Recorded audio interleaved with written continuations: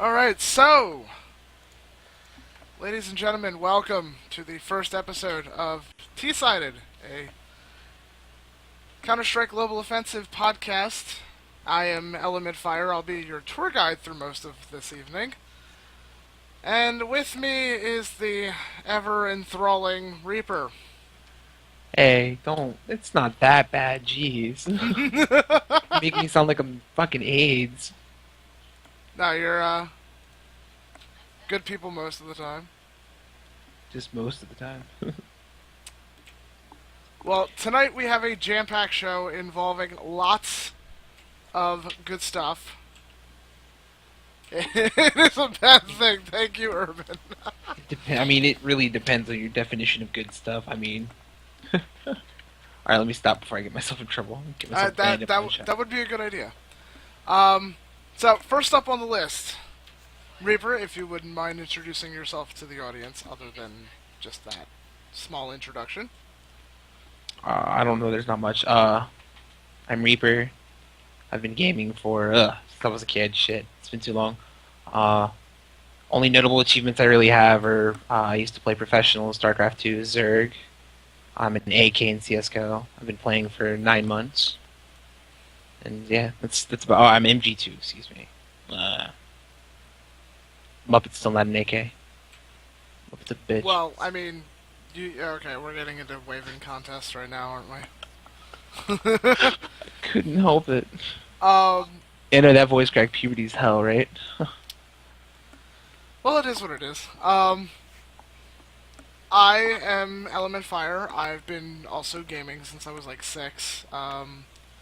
Various things, all from like NES all the way up through current times. Got into PC gaming around 6-7 years ago when I wound up getting Half-Life in the orange box. And that's the only reason I have the 5-year Counter-Strike medal. That medal that is so trolly. But I am currently getting into Counter-Strike Global Offensive a bit more as a game. And while I haven't gotten a lot of the like twitch motions, I'm not that used to playing shooters. I've been kind of a mind in mostly everything I do, like League and StarCraft back in the day. I've been kind of the strat organizer for a lot of things, so I'm really looking forward to the strategic elements of Counter-Strike as opposed to having that, like, almost Flusha-style flick shot. It's always great to just get Juan D walking around the corner. Yeah, just get Juan. Say hello to my Juan. So today on the show, we're going to start with a little bit of pro talk. And with that in mind, the big thing that happened last week was the Gfinity Spring Masters II. Fnatic loses to Vox. Jesus H. Christ. I mean, it really it brings up stage games. Oh yeah, and that's the thing is like they get shit on by Vox and they lose to Liquid. They go 1-1 against Liquid. I believe they get 2-0'd. Is that what it was? They got 2-0'd by Vox, or they went 1-1 with Vox? The official listings for everything have them in the group stages going for Fnatic. They 1-1 Vox. They wind up 1-1 Nip. They wind up 1-1 against Vox later. And then the only thing that pulls them out of groups after going 1-1 against Liquid also is their 2-0 performance. Who'd they 2-0? They 2-0'd Liquid at the very beginning. And that's really the only thing that pulls them out of group stage, is the fact that they 2-0... Oh, no, wait. I'm sorry. They 1-1... That was Nip that 2-0'd Liquid. Fnatic, like I said, they're on and off with the 1-1s across the board. The only game they're able to win is against Na'Vi, 2-0, in the group stages. They 1-1 everyone else. And honestly, that 2-0 on Na'Vi is what saves them in groups. And it's almost like it's a Cinderella story because they almost don't make it out of groups and then come back to win the whole thing. and especially the 3-0 Virtus Pro in the finals is just like, I see it as a bit more of a Rocky situation, like, I think it was Rocky 4, right? The one where he goes against Drago, oh lord. where he's like, they're the fan favorite, but they get their asses handed to them, and then they somehow manage to claw their way back and do it. This is what we resorted to, boys and girls. Rocky references. Here we are. You know what? Rock fucking bottom. we're gonna be NA, even though I am a huge fan of like Nip. I love the things they've been doing with the team ever since the Alu pickup. I love watching like Olaf and Pasha on stream and all the like crazy shenanigans that happen with the European pros. To be honest, as an NA player, I can't really get behind most of the NA teams. Even like just the sheer amount of drama that NA's been producing lately between all the random crap that happened way back when with iBuyPower and the whole cheating nonsense, and then the shuffle that C9 did where he goes randomly off the team and a bunch of other shit happens. I can get behind Hiko. Hiko's cool, people. Like, I enjoy Hiko as a player. Can I get a Huck Fico in the chat? No, Huck Fico. Huck Fico. So yeah, Fnatic barely makes it out of groups, but then once they do, it's just a stomp from there.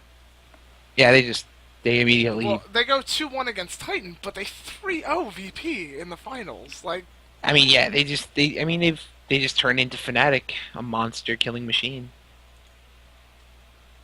I mean, and you could also argue that the groups were kind of uneven as far as the as far as who goes where. It's like you've got Group A, which is the group Fnatic was in. You've got Nip, Navi, Liquid, and Vox. I can't think of a bigger gauntlet. As opposed to, like, Group B, which, yes, it has VP and Envious and Cloud9. But, like, Immunity and Titan, I'd imagine, put up much less of a fight than Vox and Navi would.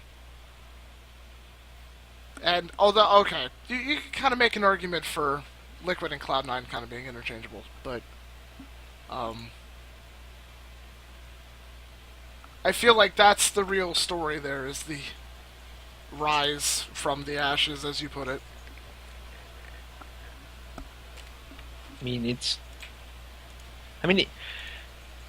Honestly, like, from a player standpoint, watching it is, it's someone who like watches professional CS a little bit. It was shocking to watch Fnatic, have that rocky start and almost not make it out of groups, and then just watch them just go in. It's hard. At first it was like, oh, was this the decline of Fnatic? And then you just watch them go in, and it's like, all right, well, okay, maybe not. But something I definitely do think it's a downfall, though. I know my girlfriend's listening; she's gonna kick my ass, but I definitely think we've seen the decline of VP. I definitely think it's time. Well, I mean, their lineup hasn't changed in how long? I mean, yeah, you've got. They're one of the few lineups that haven't actually. Taz has been, Taz and Neo have been together for 10 years now. Yeah, you also have to remember a lot of these teams are all 1.6 players too. So I'm really getting excited to see what talent comes out of Global Offensive as a game, and to see if that'll make any impact later on, maybe like a year down the road as this game grows. Well, I mean, you speak of, come-ups. Let's talk about Freakazoid and Cloud9. Freakazoid is an excellent example. The Pasha of NA, as they're calling him. I mean, everybody thought this was a joke pickup. Because, I mean, you see what they did. They turn around and they pick up Swag. Yeah. And it looks like they know something. Well, isn't Swag still under that ban from the? He is, and that's why everybody was confused. Everybody believes that they know something because of the fact that they picked up Swag, and he's streaming under the Cloud9 brand. Well, Swag's ban they were all only a year ban, right? No, the Valve bans are permanent bans, but ESEA and SIVO bans. Oh yeah, that's right. Okay, because Valve I know we've got Muppet lurking in chat. If he can correct me, Muppet, that's right. The Valve bans. ESEA? The Valve bans aren't hard bans. They're just. It's recommended that they never play in any Valve events. Was it recommended? I thought it was like they could not play. It's more of an ultimatum on Valve's part, saying if you play these guys at your lands, don't expect prize money from us. I think that's what they basically said. If you play these people at your majors, we're not. Okay, thanks for the clarification on the ESEA. Yeah, there it is. What a year in chat. All right, but I mean, with that, we look at. Oh shit! I definitely forgot where the hell I was going with that. 'Cause I'm an idiot. The Freakazoid pickup. Yes, I mean he's been doing well. I think Cloud9 is finally. Yeah, they can't play at any Valve Run tournaments. So I mean, it's, but I feel like that's a little extreme. Well, on Valve's end, I think it's completely justified because Okay, they took the knowledge that there's an active trading and betting community. And I feel like they were making an example. They used it, yes. Valve was very much making an example of these players.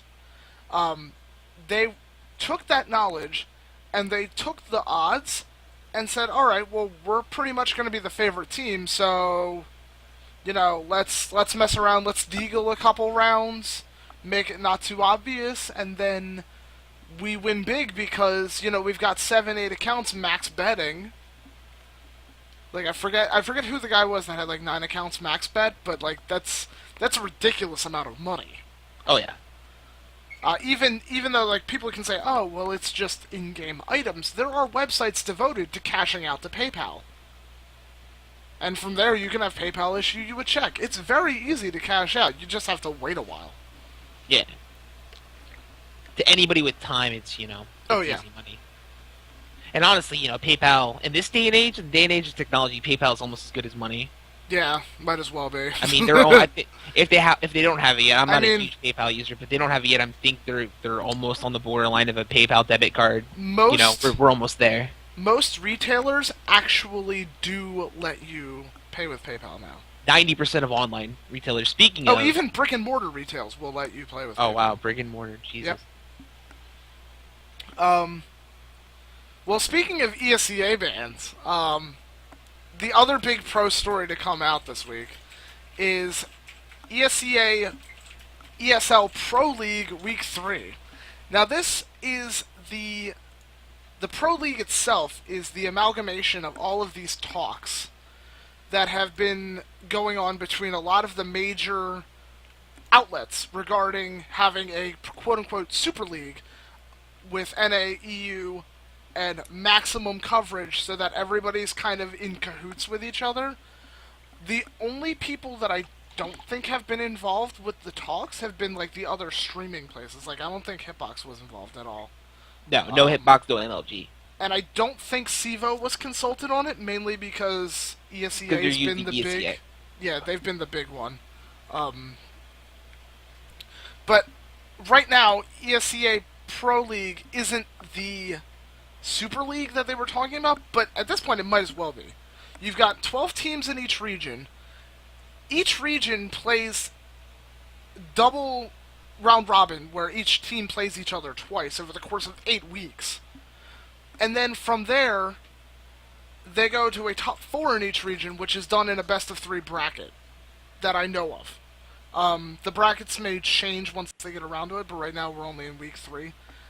If you look on the Pro League website, they'll even state, well, the finals are held in either LA or some other place, someplace, I think Copenhagen or something.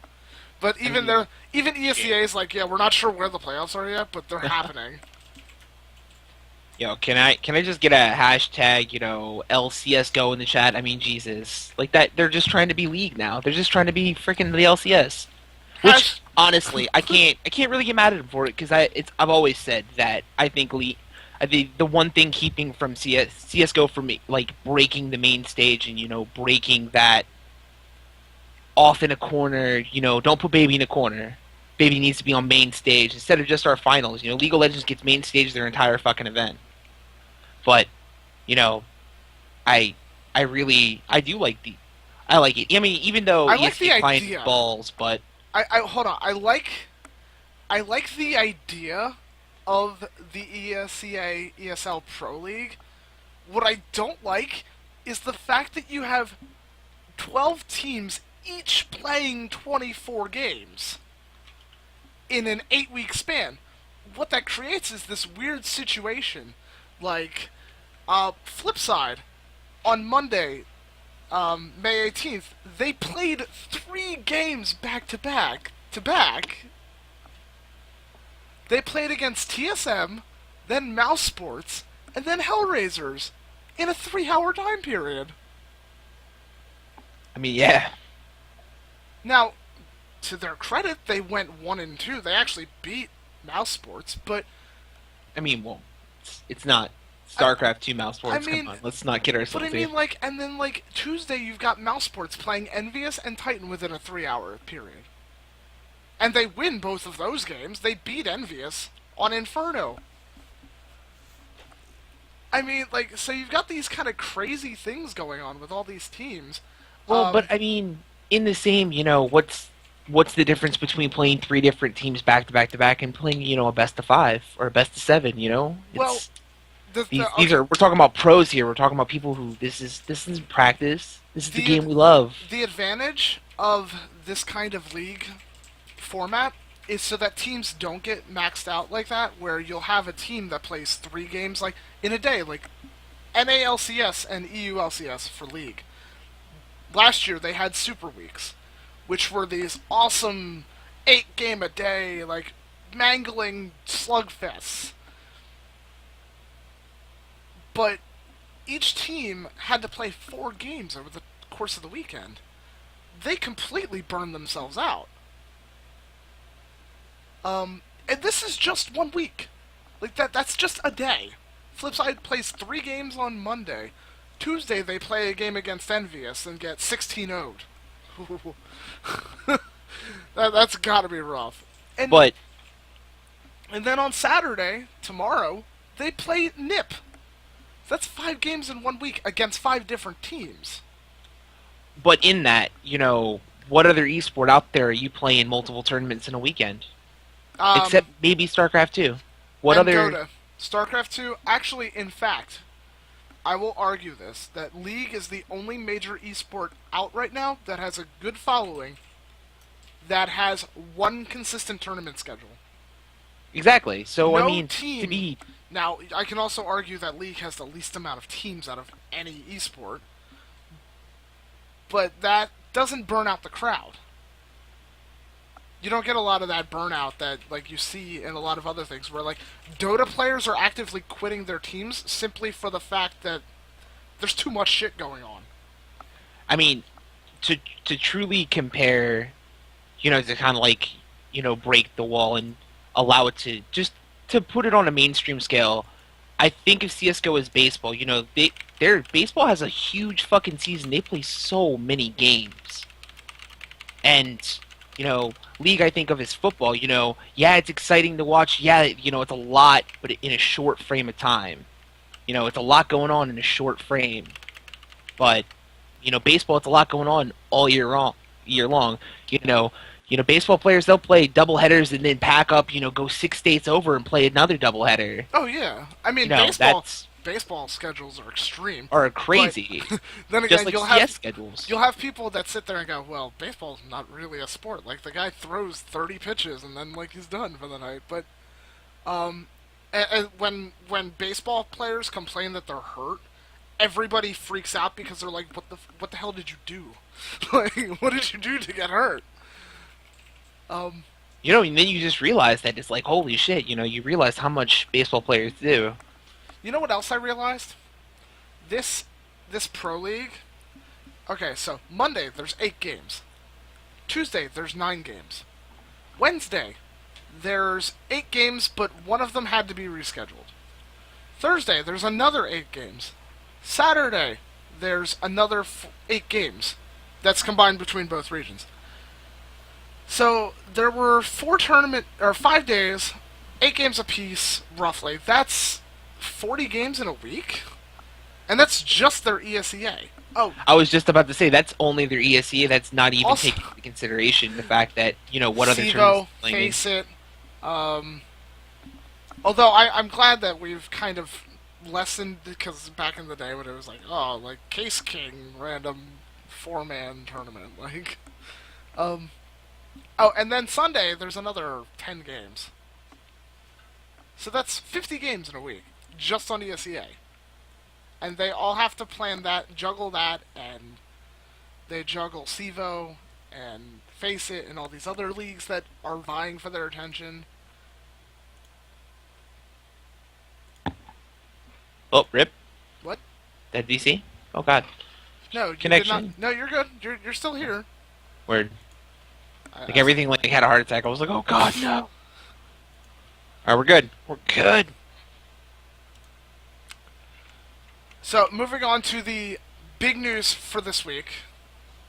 The big quote unquote news article that had Reddit going abuzz. Yeah, you talking about that kid's vac man. Better not be talking about that. No, not the Indian Pros VAC ban, which I don't even know. I was about to say, about. if that's on Reddit, I'm gonna smack somebody. No, it was on the front page of Reddit. But the big article this week is Gold Pretend posted an article. Now this is the only article that I could find regarding this. The ESEA update that launched on Monday, I think. It was either Monday or Tuesday. I remember talking about that because I'll I put the updated link in it. chat so that everybody playing at home can follow along. Everyone playing at home. If you're playing the sing-along version, this is where you get to get out your microphone. You can pause the CD here and. But ESEA launched an update that required its users to restart their computer, and once their computer restarted, ESEA was on 24/7, almost as a like online-only DRM kind of deal, and it had administrator access to check all of your files. That active vacking. Are we gonna start having daily vac waves? Is this about to go real? It's basically VAC on hyperdrive. It fucking really god, is. daily. We're gonna have daily fucking ESEA bans. Weekly vac waves. And people were notably upset about this because, number one, a lot of pros who were streaming were forced to restart their computer and couldn't log into ESEA because the whole system went to shit. Honestly, every streamer I watched didn't restart their stream. They just didn't play ESEA. Yeah, they just went in MM. I think I was watching Hiko. Before he switched over to NVIDIA, he just went ahead and bit the bullet and reset. And he was not very happy. The servers were garbage all day. Honestly, the servers were a shit show. The PR response to it was a total mess. Mostly they were sitting there saying, like, oh, well, like, this is what happens when you've trusted this company through all kinds of other, like, client issues, and the whole Bitcoin mining scandal, where they were caught to have been putting Bitcoin mining software inside the client, which would aggregate everyone's data and processes and use their computer to make money just by having the client active. And Made $5,000 doing it. yeah, no, JW was the biggest. I think he was the most. I'm about to say, yeah, JW his... had to miss his ESEA match that day, and they had to bring in Devil Walk. Devil Walk had to sub. Their coach had to sub for them because that game went the to ESA OT, client. I think it did. Don't quote me on that. Chat Muppet, yo, that game went to OT, right? But here's the big kicker, was like, when you have like the Bitcoin mining thing, which had resulted in a lawsuit in New Jersey that they're still paying out and dealing with.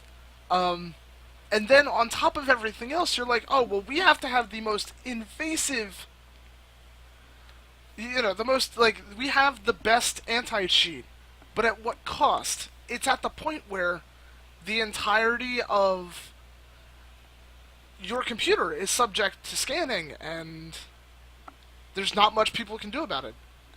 Update for, archives or whatever. And LP Kane lost in OT. LP Kane, God bless his PR-loving soul. Quote, "If you don't trust me, unsub."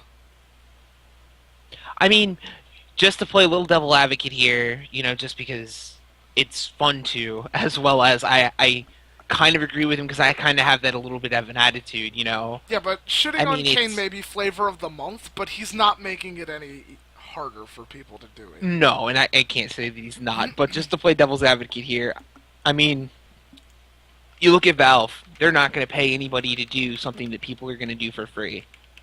Meaning, they're not going to create 128 matchmaking when you can go buy 128 matchmaking. Well, if the community demands it, I don't see why Valve wouldn't, especially since they tend to listen to the fan base on seemingly awkward stuff like... And the fact of the matter is, ESEA has been around for 10 years, starting back, in 1.6, then in the source. Well, we have and now matchmaking. into CSGO. We have matchmaking now, which is Yes. a huge step. Well, yes, It's but not perfect. back then we didn't. But it's become tradition. It's become better matchmaking. It's been expected. If you want to become better, you will purchase ESEA. If you do not want to play with hackers, you will purchase ESEA. It's become an archetype. I'm going to provide a counter argument, if you will. That may be the expectation of people going from one version of Counter-Strike to Global Offensive. That has been the expectation for a decade at this point.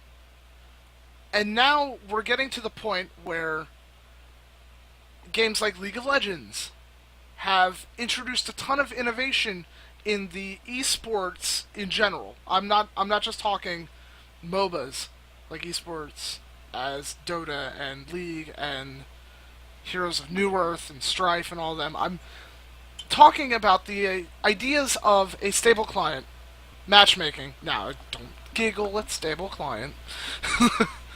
Matchmaking that's decently good at matching you against players of equal skill. These are things that weren't around in 1.6 and Source, where you had to go find these servers, and ESEA and CEVO and FACEIT were all very conveniently placed to give you that matchmaking and that high-quality server experience. It's 2015. We're not still running FPS games like it's 2001. Well, the genre is still treating itself like it's 2001, but the rest of the gaming sphere has evolved. No pun. I mean, my only counter argument is VAC isn't enough. R.I.P. hackers. I mean, what? VAC isn't enough. I do agree with you. I have to But say, there are every time few I've things ever sweeter than sitting in a vac wave, right after, and just watching everybody lose their minds. But it's entertaining. The fact of the matter is, fuck it. I mean, matchmaking is hell. It's the worst feeling in the world to know that the other person's a hacker. It's one thing, and then, and there's so much a hacker, you're fighting for them to be legit. You're fighting and looking for reasons for them to be a legitimate person and not be a hacking scumbag, and then you realize that they have a VAC ban on record, and it's like, rip. Why are you in matchmaking with a VAC ban on record? What the fuck? Yeah. Then you play ESEA. I've never lost a game because of a hacker in ESEA. Well, thankfully, in most of my time with Counter-Strike, I've noticed that largely the people complaining about hackers are either A, the one spin botter you get in a game randomly, or something to the effect of the guy that has the very subtle aimbot at, DMG or higher. I was about to say, honestly, it comes to, if you find it in silver, you are in hell, honestly. No, Silver's if you find 90% it in silver, 90% you get a of bad silver break. is, Smurfs, but every now and again, if you get a legitimate hacker, then he's just an obvious shitbag hacker. Most of the hacks are way up there. Yeah, and mostly people that are paying for hacks are usually ranking up rather quickly anyway. They're getting themselves out of silver using these tools, which is kind of minimizing the damage to the mass player base. As it, with the game expanding at the rate that it's been, you're going to have these players that are the silver is going to populate like silver and gold nova. So right now we've got what, a couple million? I think maybe like 5 or so. Um, I think the last number was 5.6 concurrent users in a month or something. It's Something like right on that. the front of the client. I'm Um, way too lazy to open my CS:GO. I, however, am not, which is good. Rip. Um, I'll probably playing after this Muppet. How are we ranking up after this? I'm sorry. Stop. so right now they're listing as 6.5 million unique players last month, which is incredible. I was For just thinking, I was like, I could have swore last time I saw it was like at 6.3 million or some shit like that. for an esport that is not like, you have to pay for it, and then on top of that you have to decide to actually, like, not deal with any of the nonsense. You have to actually play it. Like, yeah, you actually have to play it, and then you have to pay for it, and you have to pay for Smurf accounts on top of that. So, like, yeah, okay, you can claim Smurfs, but each Smurf's paying $15. Well, I mean, you go to G2A and you pick it up for like 1083. I Yeah. mean, Jesus Christ, and it goes on sale every single month. It's like fucking clockwork. I mean, honestly, Valve is running a racket. Like, VAC Well, bans VAC are a ban fucking people- racket. Yes, Back van people and they then have know them the pay for a hackers, Smurf. dude. They ban away the hackers and then put the game on sale knowing those hackers are going to buy another game copy. They are not stupid. This is a fucking racket. Illuminati confirmed. Well, Illuminati in the chat spam. Getting back to this, we're going back full circle. Thanks to the inadequacy of VAC, ESEA feels the need to pretty much do whatever the hell they want, and they claim that their always-on functionality is a way to be able to scan people's processes and make sure that you catch them right as they're downloading and installing hacks, and they catch them right at the root. Which I can argue okay, but most people don't sit there and do their finances on a second computer. Like, you don't have a computer waiting just to do finances over here. So you'll be getting people's important passwords and information also. Like, what's the difference between that and, like, watching someone's screen?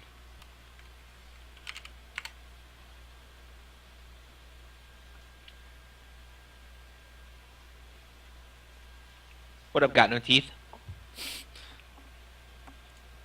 Do you have any statements on their idea of catching it during the install process? Nope, because they can't friggin' do it. Well, it gives them the functionality. Like, that being on 24/7 gives them this ability. I'm gonna assume your name is I Smell Like Garbage. Hello.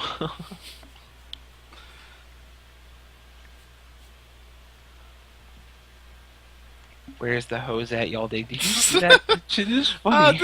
We're I chat's mean, fun. where the bitches at? Aw, I agree. Huh, Element, where are the bitches at? You know what? I can't help myself. I'm sorry. We are nerds online, so Yeah. the Who fine the hell are y'all ladies- kidding?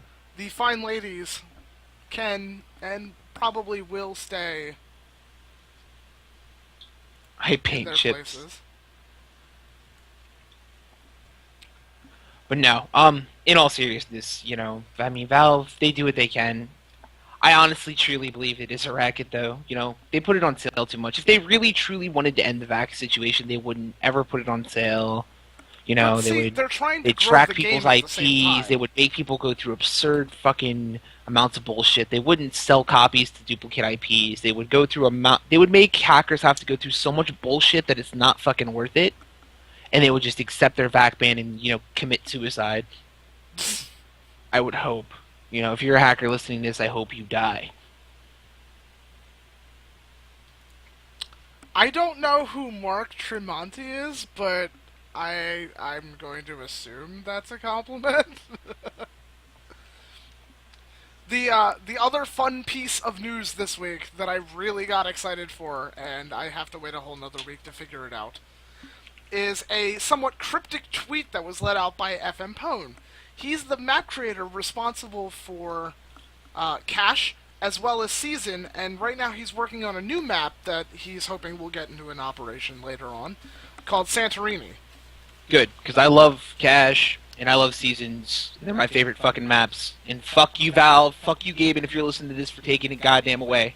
What You what bastard. map? Season? Fucking Seasons, man. I gotta go play ESEA for that shit. What the fuck? All right, so there's the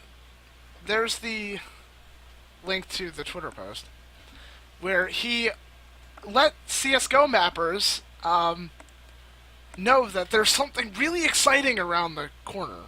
Like it's going to be something extremely amazing, and the only preparation that he kind of hinted at was, how does one prepare for this? Just map. So we're still waiting to see what happens there, since I'm getting into mapping and really looking to expand my horizons as far as game design goes in general.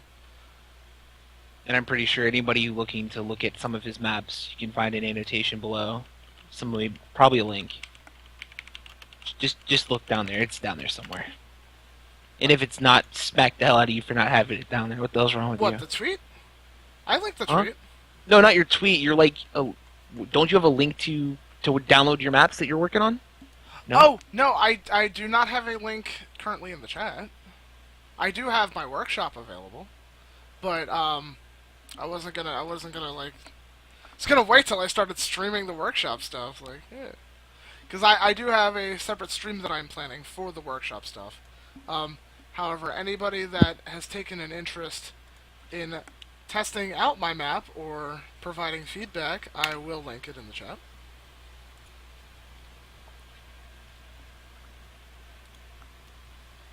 It's Michael Strahan, not Mike Tyson. That Yo, gap. I'm sitting here on HLTV and it reminded me of something I read a couple days ago. Just to jump off topic real fast. Jump back to a couple days ago. I don't know if anybody caught that post. Maybe somebody in chat might have. About the player who died. Did you see anything on that, Charlie? I did see the post. I saw it on Reddit. It kind of got buried quickly because, Reddit. It did. It got buried mad fast, but I saw it initially and they said that there was an investigation, but I never saw what come of it. I was wondering if somebody knew. Was there some kind of foul play suspected? No, I didn't read it. I didn't read too much into it. I just saw it. I was wondering if maybe you had read anything on it, or anybody in chat had, or maybe we can find something on it right now. I just thought it might have been something interesting. No, I did see that. I will hopefully have more news on that. Like, I'll report back next week. I will gladly do that if that's what it takes for me to figure out what happened. But I do remember hearing about the death, and it did sound very tragic. I think a lot of it got buried under the whole Pasha Olaf $500 show match. Yeah, Lord have mercy. Hey, pros do crazy things, and it attracts a following. Olaf did give him the dick, though. I mean, look, like, it's right there. Like, right there on Twitter. Fucking 16-6 in pistol and 16-13 in op. I mean, Jesus H. Christ. Man. Just gave him, like, the straight dick. So, Burns in UP? Oh, that's a problem. The final... Oh, he had too much tang. Jesus. The final tidbit I wanted to discuss tonight was I wanted to provide something more informative and helpful to people trying to improve. These are quick, simple things that don't require random amounts of, aiming, and, like, there's aim maps, and there's all kinds of random things you can do to improve your aim and your reaction times and your flicks. Oh, But- you fuck. I'm not a mod. You just got me banned in chat. What? You got Somebody banned? asked for the play mix, so I tried to link Monster Cat and just got dicked on. Thank you, How did- Nightbot. Fuck Nightbot. Jesus. I have you have the link still up. Like, did Nightbot ban you? Oh, it said deleted link. It definitely shit on me. I don't know. Oh, AIDS. I'll copy the link and pay it forward, Hey there, Lulu. since I can do Ah, it. it's Angie. Um, but what was I getting at? Yes, the tips, since we're going over the Monster Cat music that I can't even hear, honestly.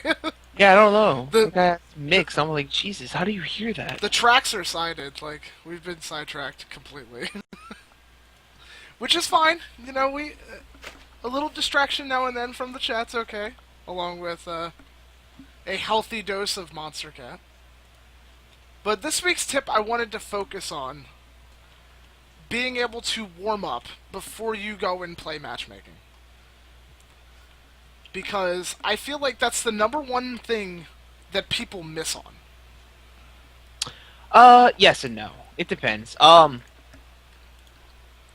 somebody who I mean, crawled my way through some shit to get to where I am, I would definitely say, like, you know, where at MG2, I warm up before I start my night.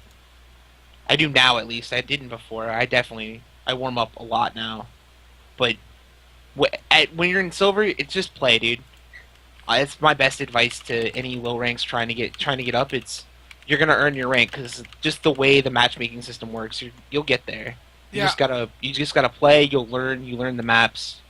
The Don't only limit yourself. downfall, Deathmatch. the only downfall of the matchmaking in this game is that it's based on the chess elo system, like hard, and chess is designed as a one-on-one game. So like elo works brilliantly in games like StarCraft, where you don't have this team aspect most of the time.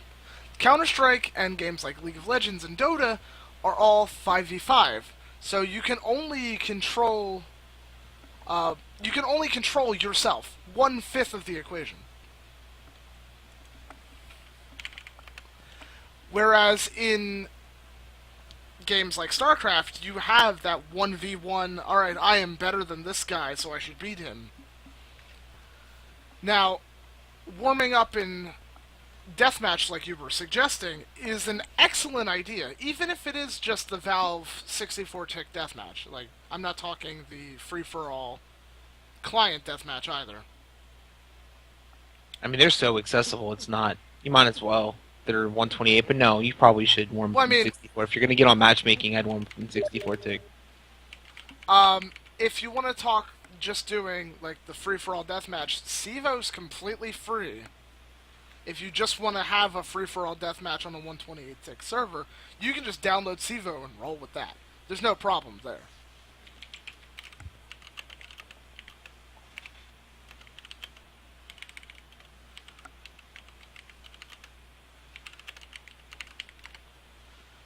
But the one thing I see is like, oh, well, my aim's off right now. Okay, did you warm up? No. Or, hey guys, let's jump into matchmaking. We're 0-5. What the fuck happened to you? Like, you start playing the blame game before you even start because no one's picked up a mouse yet.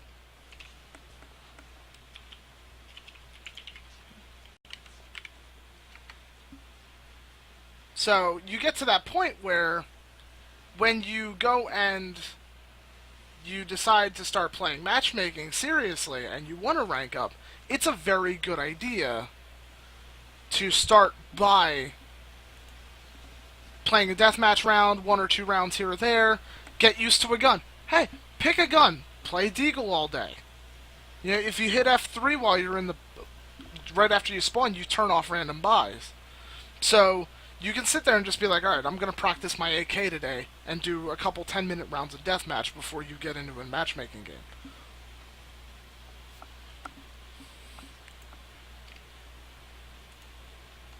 Whereas a lot of people that I know, they'll just jump right into matchmaking without an issue. And then they'll proceed to get crapped on and wonder what happened.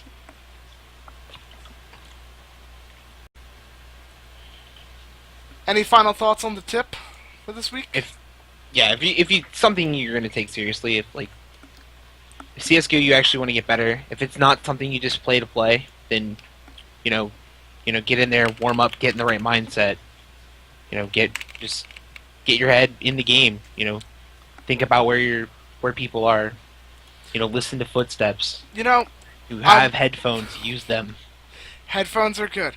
I'm going to, I know Paint chips, you kind of were speaking off topic a little bit with the hand warming, but you would be surprised how poor people's aim gets when their hands are cold. Like, I'll sit there in between rounds, like, if I die, I'll just sit there, like, rubbing my hands, trying to just keep warm sometimes, because up here in the Northeast, we get brutally cold in the winter. So, there's times when, you know, you kind of have to resort to, like, things like hand warmers. There's a reason pros toss them around all day.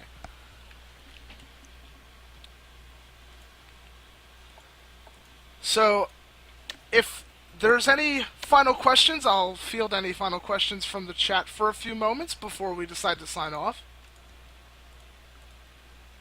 And my delay will make this wonderful because I'll have to wait a couple minutes. Yeah, what do you have, like a 20-minute delay? Jesus. No, it's not that bad. No, it's like, just what, that 45 seconds. It's not bad. yeah, no. I mean, for a first episode, I think it was brilliantly. Whoa. It's not bad at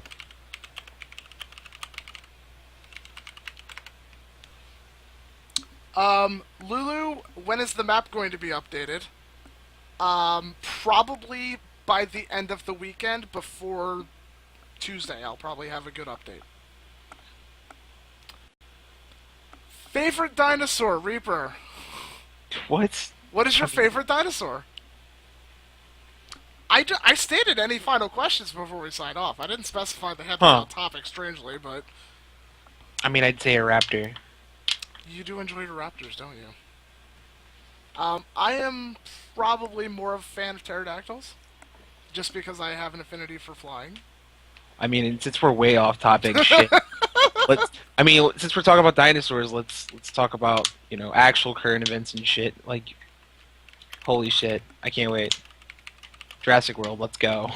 Oh man, that movie trailer just keeps getting better and better every time I see it. Yes, oh my god.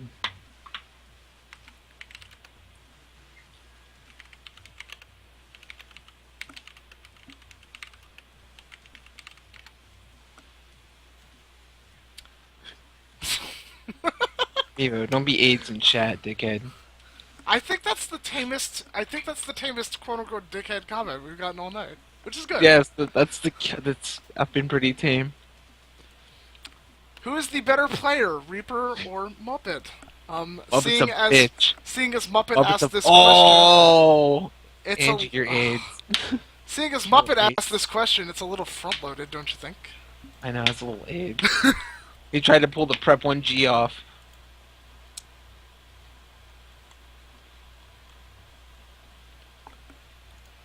Although, if you ask the two of us who is better between us, I will definitely cede that point to Reaper solely based on hours played. What?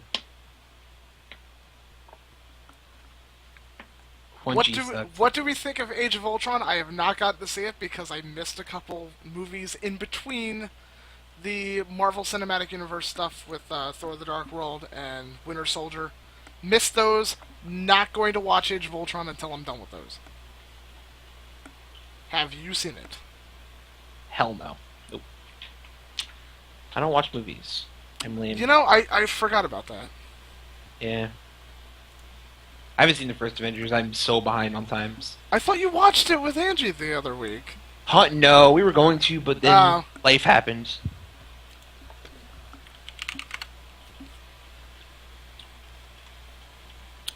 Tina, your presence is requested in the chat.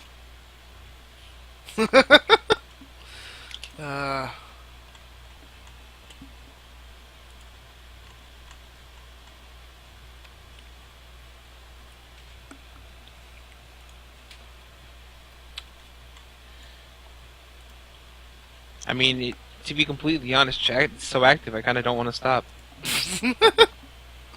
Well, we're at an hour flat, so it's a very clean point, I think. Favorite soda? Okay, this will be the last question for the evening before we sign off. Favorite soda? I'm going to have to give it to Coke Zero. I don't know how they managed to pull it off. Although Dr. Pepper is a very close second. Yep.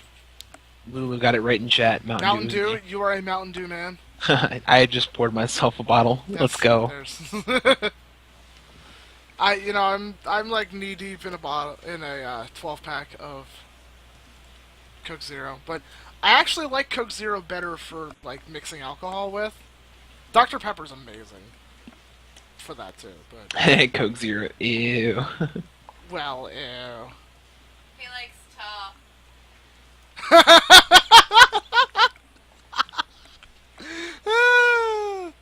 Oh man, that random outburst. Rip. And on that bombshell, folks, this has been T-Sided, a Counter-Strike Global Offensive podcast. This is episode 1. We are calling it a wrap for now. Be sure to check us out. We're going to be posting on iTunes and Stitcher as soon as possible, and we'll be getting the website set up as well. For now, you can keep a track on me at Element Fire on Twitter, spelled exactly as posted in the video.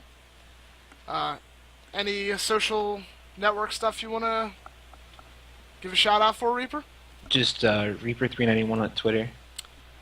Alright, heading on Twitter, and Sinner, I don't actually have you on Twitter. Let's go. Yeah, no, I realized that.